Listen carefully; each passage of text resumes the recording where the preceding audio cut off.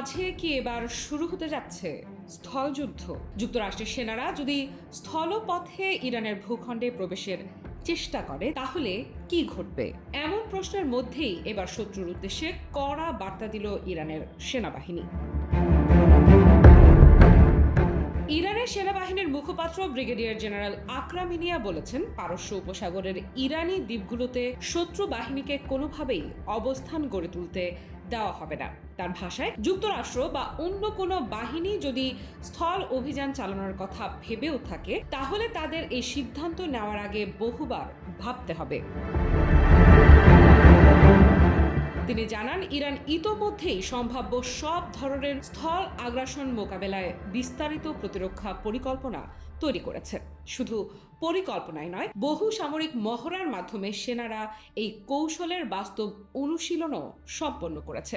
লক্ষ্য একটাই, শত্রু যেন ইরানের কোনো দ্বীপে বা উপকূলে পা রাখার সুযোগই না পায়। আকরাম মিনিয়ার দাবি, পারস্য উপসাগরের গুরুত্বপূর্ণ দ্বীপ ও উপকূলীয় অঞ্চলগুলোকে ঘিরে বিশেষ প্রতিরক্ষা ব্যবস্থা গড়ে তোলা হয়েছে। এমনকি যেসব এলাকা তুলনামূলক কম জনবসতিপূর্ণ সেগুলোর জন্য আলাদা যুদ্ধ পরিকল্পনা রয়েছে। কারণ তার মতে, শত্রুপক্ষ এমন এলাকাকে প্রবেশ পথ হিসেবে ব্যবহার করার চেষ্টা করতে পারে।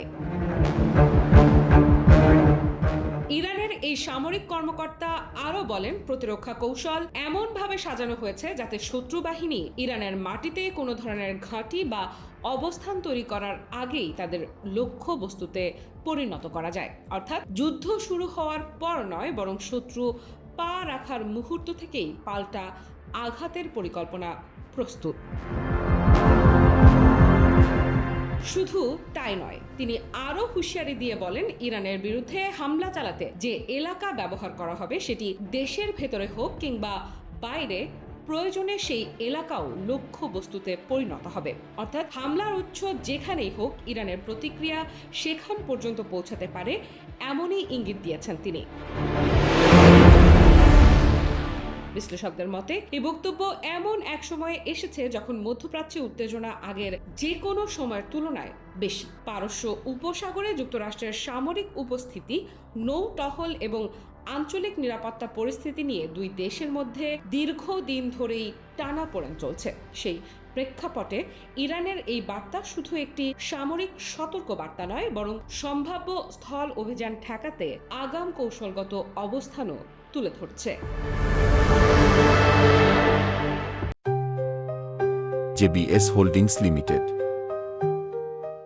তবে এখনো পর্যন্ত যুক্তরাষ্ট্র ইরানের ভূখণ্ডে কোনো স্থল অভিযান চালানোর পরিকল্পনার কথা প্রকাশ্যে জানায়নি। অন্যদিকে ইরান স্পষ্ট করে দিয়েছে, তাদের দাবি অনুযায়ী দেশের প্রতিটি দ্বীপ, উপকূল ও সীমান্ত রক্ষায় সেনাবাহিনী সর্বোচ্চ প্রস্তুত রয়েছে।